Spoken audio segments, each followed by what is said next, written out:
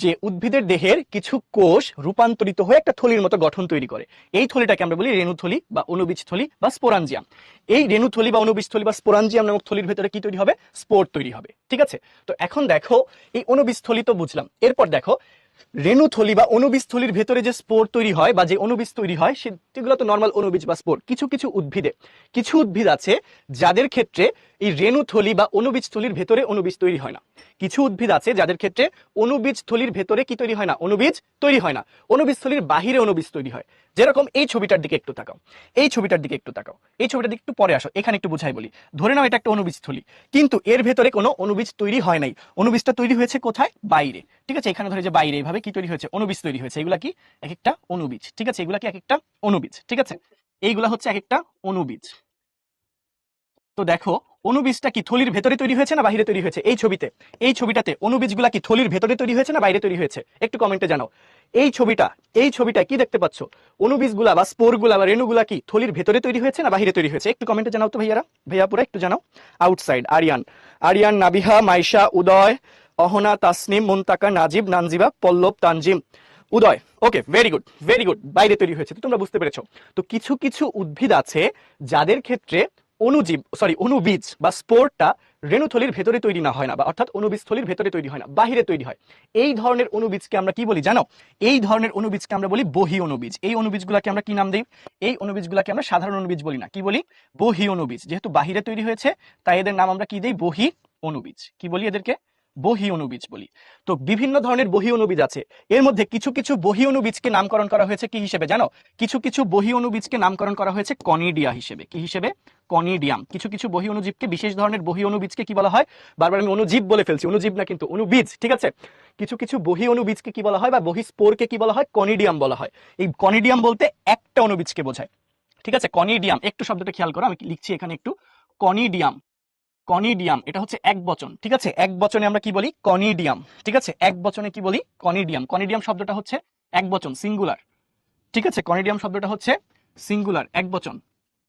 তো প্লুরাল, অনেকগুলা যদি রেণু তৈরি হয়, এখানে যেমন অনেকগুলো অণুবীজ তৈরি হয়েছে না, অনেকগুলা বহি অণুবীজ তৈরি হয়েছে না, এরকম প্লুরাল হইলে আমরা কি লিখি জানো? প্লুরাল হইলে আমরা বলি কনিডিয়া।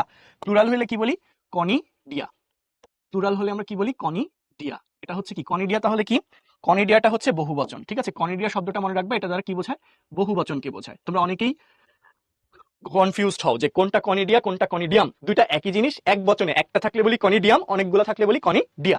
তো এখন দেখো আমি পুরো জিনিসটা আরেকবার একটু সামারাইজ করি, আরেকবার একটু রিপিট করি। ঠিক আছে ভাইয়া, দেহকোষ পরিবর্তিত হয়ে কিভাবে অণুবীজবাহী থলির সৃষ্টি হয়? মিওসিস কোষ বিভাজনের মাধ্যমে। ভাইয়া এই যে মুনিমুল হক শিহাব, দেহকোষে মিওসিস হয়, মিওসিস প্রক্রিয়া দেহকোষ রূপান্তরিত হয়ে থলির মতো গঠন তৈরি হয়। ঠিক আছে, ওকে। হ্যাঁ, ব্যাকটেরিয়ার ক্ষেত্রেও সেম। ব্যাকটেরিয়াম একটা অণু থাকলে আমরা বলি ব্যাকটেরিয়াম, অনেকগুলো একসাথে থাকে তাই আমরা বলি ব্যাকটেরিয়া। ঠিক আছে, ওকে। এখন তাহলে একটু দেখো, একটু খেয়াল করো, স্প্যানিং একটু পরে, সরি কমেন্ট একটু পরে করো, এদিকে একটু খেয়াল করো, আরেকবার একটু রিপিট করি। ঠিক আছে, তো দেখো উদ্ভিদের দেহের কিছু কোষ রূপান্তরিত হয়ে একটা থলির মতো গঠন সৃষ্টি করে। সেই থলিটাকে আমরা কি বলি? রেণুথলি বা অণুবীজ থলি বা স্পোরাঞ্জিয়াম। এই থলির ভেতরে কি তৈরি হয়? রেণু বা স্পোর বা অণুবীজ তৈরি হয়। ঠিক আছে, কিছু কিছু উদ্ভিদে দেখা যায় যে রেণুথলি বা অণুবীজ থলির ভেতরে অণুবীজ তৈরি না হয়ে অণুবীজ থলির বাহিরে অণুবীজ তৈরি হয়। এই অণুবীজ থলির বাহিরে তৈরি হওয়া অণুবীজগুলোকে আমরা কি বলি? বহি অণুবীজ বলছি। এই বহি অণুবীজগুলোর মধ্যে কিছু কিছু বহি অণুবীজকে আমরা কি নাম দিয়ে থাকি? কনিডিয়াম নাম দিয়ে থাকি। ঠিক আছে, তো কনিডিয়াম কি? একটা বহি অণুবীজ থাকলে বলি কনিডিয়াম। যদি অনেকগুলা বহি অণুবীজ থাকে, অর্থাৎ যদি প্লুরাল থাকে, বহুবচনে যদি থাকে, তাহলে আমরা শব্দটাকে কিভাবে লিখি? কনিডিয়া হিসেবে লিখি। এই পর্যন্ত তো ক্লিয়ার। তো এখন এদিকে একটু খেয়াল করো, এখন তাহলে এদিকে একটু খেয়াল করো, কি বলেছে? দুটো ইনফরমেশন আমরা একটা এমসিকিউর জন্য মনে রাখবো, সেটা হচ্ছে পেনিসিলিয়াম। পেনিসিলিয়াম জাতীয় ছত্রাক কনিডিয়া সৃষ্টির মাধ্যমে বংশবৃদ্ধি করে। তাহলে কনিডিয়া সৃষ্টি করে কে? পেনিসিলিয়াম। এটা কিন্তু অনেকবার পরীক্ষায় আসে। ঠিক আছে, খুবই ইম্পর্টেন্ট একটা এমসিকিউ। পেনিসিলিয়াম জাতীয় ছত্রাক কিভাবে বংশবৃদ্ধি করে? কনিডিয়া সৃষ্টির মাধ্যমে। অথবা তোমাকে জিজ্ঞাসা করবে নিচের কোনটি কনিডিয়া সৃষ্টির মাধ্যমে তৈরি করে, বংশবৃদ্ধি করে বা অজনন প্রজনন ঘটায়? আনসার কি হবে? পেনিসিলিয়াম। একদম স্পেসিফাই করে দিল, বহি অণুবীজ তৈরির মাধ্যমে। অপশনে অনেক সময় কনিডিয়া না থেকে বহি অণুবীজ কথাটাও থাকতে পারে। এখন দেখো আরেকটা কথা বলা হয়েছে কি? মিউকর।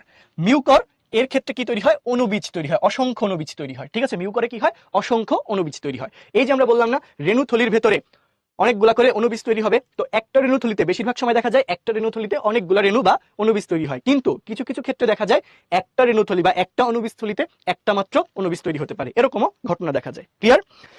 ক্লিয়ার বিষয়টা? ওকে। মিউকর ছত্রাক, এগুলো সবই ছত্রাক, বুঝেছেন? মিউকর, ফিউসেরিয়া, সার্গেসাম, এগুলো সবই ছত্রাক। ওকে, ঠিক আছে, ওকে। ভাইয়া ওই থলির মধ্যে কেন স্পোর তৈরি হবে?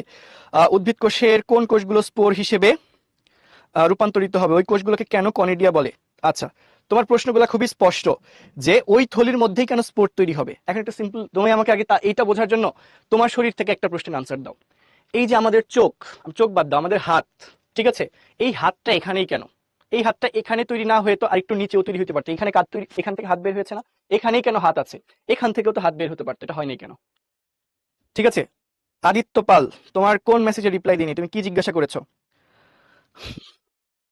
ঠিক আছে, প্রত্যয় কিভাবে ভালো বোঝাতে পারি, নিজে ভালো বুঝেছি, মনোযোগ দিয়ে ক্লাস করেছি যখন স্টুডেন্ট ছিলাম, এই জন্য এখন ভালো বোঝাইতে পারি। এখন বিষয়টা বুঝো, তোমার আমার হাত এখান থেকে কেন তৈরি হয়েছে আর নিচ থেকে কেন তৈরি হয় নাই? কারণ এখানকার কোষগুলো হাত তৈরি করার জন্য বিশেষায়িত ছিল, অনেকটা এরকমই। তো সব কোষ থেকেই তো আর রেণু তৈরি হবে না, সব কোষ থেকেই তো আর রেণুথলি তৈরি হবে না, কোনো না কোনো কোষকে তো রেণুথলিতে পরিণত হতেই হবে, যেহেতু সে অযৌন পদ্ধতিতে বংশবৃদ্ধি করবে। তো এটা হচ্ছে স্টেম সেল, এটা একটু বড় হলে তোমরা শিখবে, এত ছোট ক্লাসে এত কথা বলা যাচ্ছে না, ঠিক আছে? আচ্ছা, ওকে। কি মাহি, তোমার কিসের রিপ্লাই দিব? তুমি তো কোশ্চেন তো কিছু করো নাই, জাস্ট লিখে রেখেছো রিপ্লাই দেন ভাইয়া, কি কোশ্চেন তোমাদের? আচ্ছা, অণুবীজের ইংলিশ তো অলরেডি লিখেই দিয়েছি, স্পোর, স্পোর ইংরেজিতে SPORE, স্পোর, ঠিক আছে, এটাই ইংরেজি স্পোর, ঠিক আছে। আচ্ছা, এখন একটু সামনে যাই আমরা। এখন একটু দেখো, এটা কুইজ আছে তোমাদের জন্য, একদম রেডিমেড কুইজ, খুবই ইজি, ঝটপট আনসার করে ফেলো। দেখো কি বলেছে, দেখো কি বলেছে, কনিডিয়া সৃষ্টির মাধ্যমে বংশবৃদ্ধি করে কোনটি? ঠিক আছে, সাজ্জাদ কেমন আছি সেটার চেয়ে ইম্পর্টেন্ট হচ্ছে তুমি পড়া বুঝতেছো কিনা, মনোযোগ দিয়ে ক্লাস করো। আলহামদুলিল্লাহ ভালো আছি। হ্যাঁ, পেনিসিলিয়াম থেকে অ্যান্টিবায়োটিক পেনিসিলিন তৈরি হয়, ঠিক আছে। দেখো, কনিডিয়া সৃষ্টির মাধ্যমে বংশবৃদ্ধি করে কোনটি? লাস্ট 5 সেকেন্ডস, আমরা ক্লোজ করে দিব পোলটা। সবাই ঝটপট আনসার দিয়ে ফেলো, ভুল করে না আছে। এইবার একটু ভালো করে আনসার করো, এবার যাতে 100% হয়। দেখো খুবই ইজি, কোন উদ্ভিদে অসংখ্য অণুবীজ থলির মধ্যে তৈরি হয়? কোন উদ্ভিদে অসংখ্য অণুবীজ তৈরি হয়? থলির মধ্যে অসংখ্য অণুবীজ তৈরি হয় কোন উদ্ভিদে? এটা যাতে 100% হয়, কেউ ভুল করো না, কেউ ভুল করো না, বলতে বলতেও